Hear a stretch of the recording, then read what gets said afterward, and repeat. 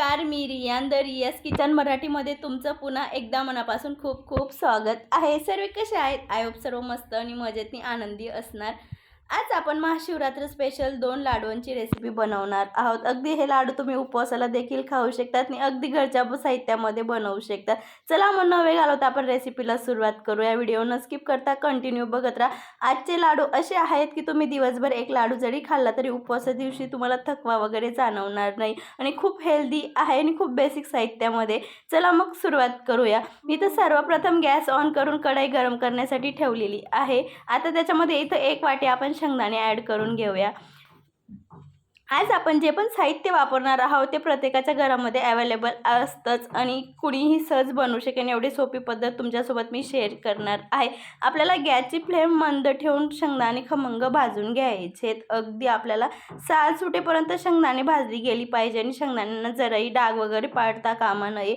शेंगदाणे खूप छान पद्धतीने भाजून झालेले आहेत. आता आपण साईडला काढून घेऊया आणि त्याच कढईमध्ये इथं मी अर्धी वाटी खोबऱ्याचं किस घेतलेलं आहे. म्हणजे 1 वाटी खोबरं किसून घेतलेलं आहे. आता आपल्याला त्याला पण हलकं भाजून घ्यायचं.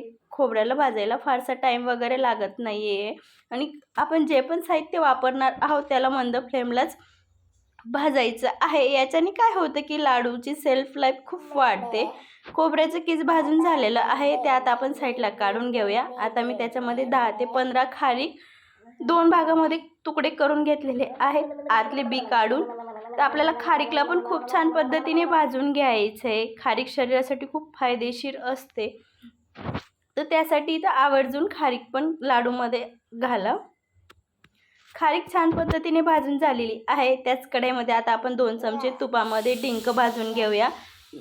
इथं मी डिंक 5 ते 6 टेबलस्पून घेतलेला आहे आणि बघायला गेलं तर अगदी छोटी वाटीभर घेतलेला आहे. डिंक आपल्याला कमीच घ्यायचा आहे. तेलात तळल्याने त्याची क्वांटिटी वाढते.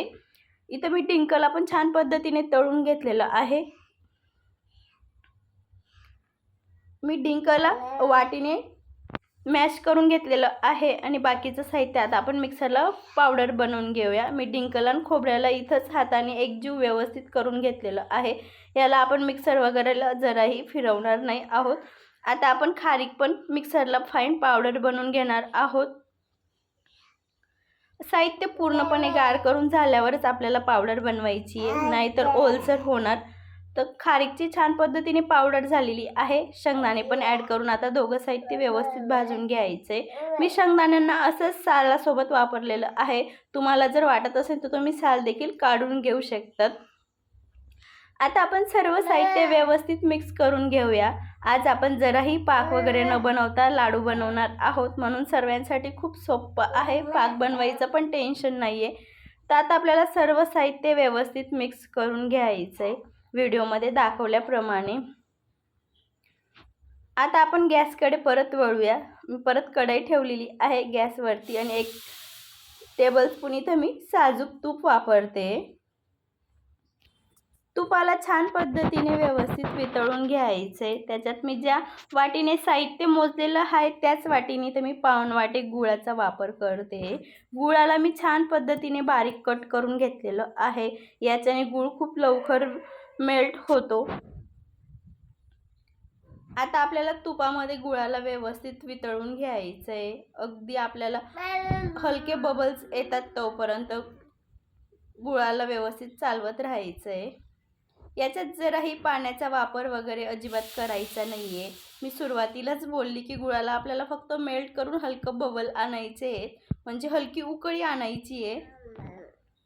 बघू शकता तिथं आपलं गूळ छान पद्धतीने मेल्ट झालेला आहे आणि हलकी उकळी पण आलेली होती. तर आता आपण आपलं लाडूच्या साहित्यामध्ये मिक्स करून घेऊया. ही प्रोसिजर थोडी पटापट करायची आहे. आपण गुळात जराही पाण्याचा वापर वगैरे नाही केला आहे, म्हणून हव्या त्या कंडिशनमध्ये गूळ सेट होतो, अगदी गोडी होते. त्यासाठी लवकर पटापट मिक्स करायचं आहे. बघू शकता त्या पद्धतीने आपल्याला व्यवस्थित मिक्स करून घ्यायचं आहे. याच्यात मी आता थोडी वेलची पूड ॲड करते. तुम्ही जर साठी जायफळ उपवासासाठी जर जायफळ वापरत असाल तर तुम्ही याच्यात जायफळ देखील किसून घालू शकतात, पण मी इथं फक्त वेलची पावडरच ॲड करते. आता आपण एक एक करून सर्व लाडू वळून घेणार आहोत. बघू शकतात अगदी गोल गरगरीत लाडू वळतात. आपण जराही पाक वगैरे न बनवता, पाण्याचा जराही वापर न करता अगदी गोल गरगरीत लाडू बनून तयार होत आहे. बघू शकतात तुम्ही व्हिडिओमध्ये दाखवल्याप्रमाणे. आणि हे लाडूमध्ये आपण पाणीचा जराही वापर वगैरे केलेला नाही. त्यासाठी अगदी तुम्ही 3 महिन्यापेक्षा जास्त दिवस स्टोर करू शकतात, तरी खराब वगैरे होणार नाही. आणि खायला बी खूप छान लागतात. आणि मुलांच्या लहान भुकेसाठी आरामात तुम्ही देऊ शकता टिफिन बॉक्समध्ये. अगदी सकाळच्या नाश्त्याचं बनवायला टाईम वगैरे नसेल तर त्यामध्ये तुम्ही हा लाडू देऊ शकतात. खूप हेल्दी आहे. मी आता असेच करून सर्व लाडू बनवून घेणार आहे.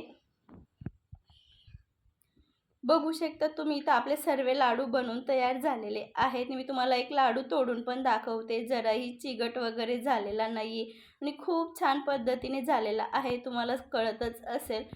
बघू शकतात आपले इथं सर्व लाडू बनवून तयार झालेले आहेत. हवाबंद डब्यामध्ये तुम्ही 3 महिन्यापेक्षा जास्त स्टोअर करू शकतात.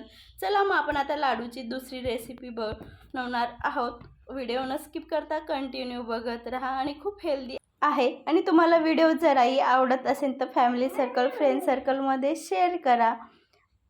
चला मग आपण दुसऱ्या रेसिपीला सुरुवात करूया. आज आपण दुसरी रेसिपी पण महाशिवरात्री स्पेशल उपवासाचे लाडूच बनवणार आहोत. त्यासाठी इथं मी गॅस ऑन करून कढई गरम करण्यासाठी ठेवलेली आहे. त्या कढईमध्ये 1 वाटी आपल्याला साबुदाणे ॲड करायचे.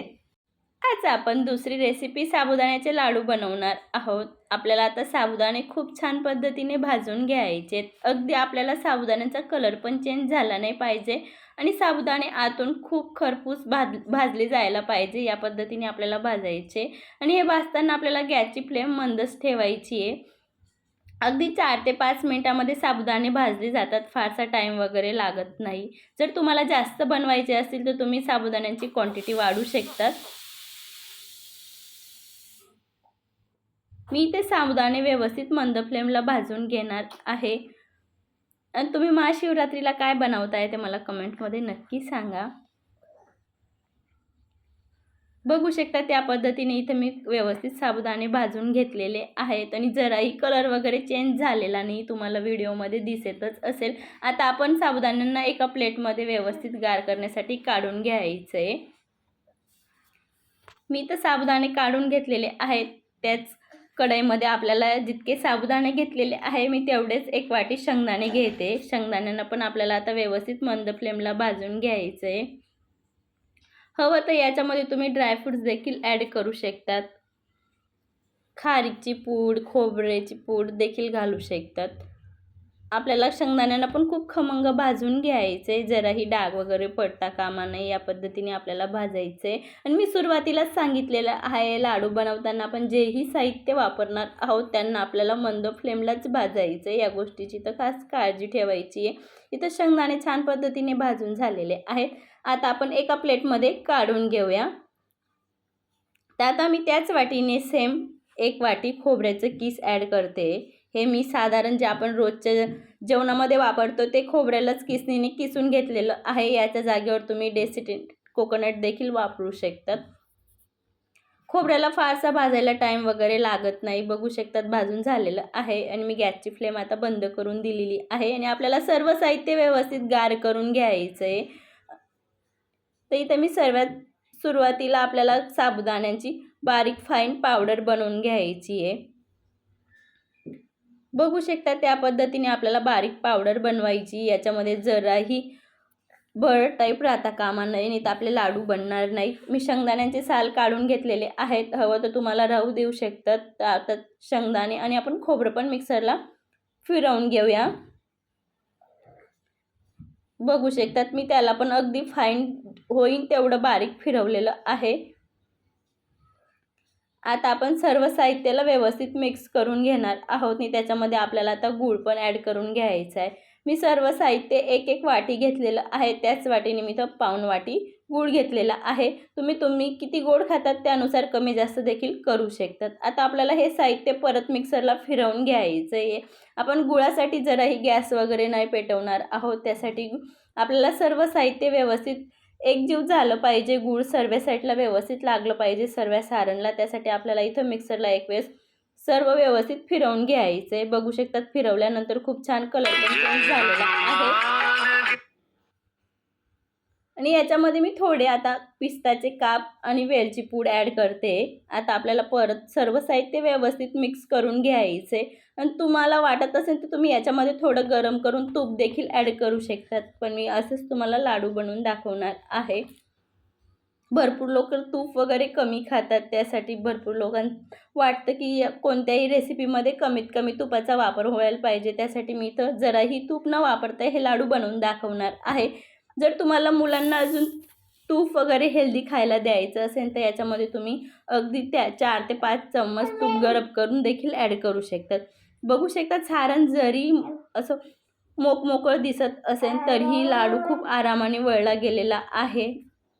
बघू शकता तुम्ही व्हिडिओमध्ये खूप गोल गरगरीत आपला लाडू बनवून तयार झालेला आहे.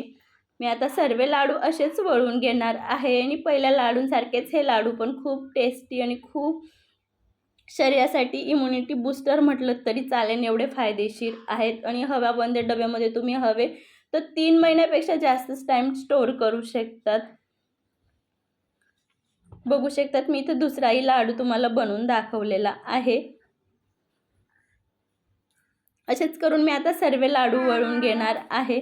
तुम्हाला आजची रेसिपी कशी वाटली कमेंटमध्ये नक्की सांगा. आणि या महाशिवरात्रीला तुम्ही काय बनवताय ते पण मला नक्की कळवा. अशाच एक छानशा रेसिपीसोबत भेटूया. तोपर्यंत मस्त खा, स्वस्त राहा, सर्वात महत्त्वाचं आनंदी राहा. व्हिडिओ आवडला असेल तर फ्रेंड सर्कल, फॅमिली सर्कलमध्ये शेअर करा. आणि पूर्ण साहित्य मी खाली दिलेलं आहे. चला मग अशाच एक छानशा रेसिपीसोबत भेटूया. तोपर्यंत स्वतःची काळजी घ्या. आणि हे लाडू तुम्ही बनवले तर तुमचा अनुभव माझ्यासोबत नक्की शेअर करा. पुन्हा भेटूया. तोपर्यंत धन्यवाद.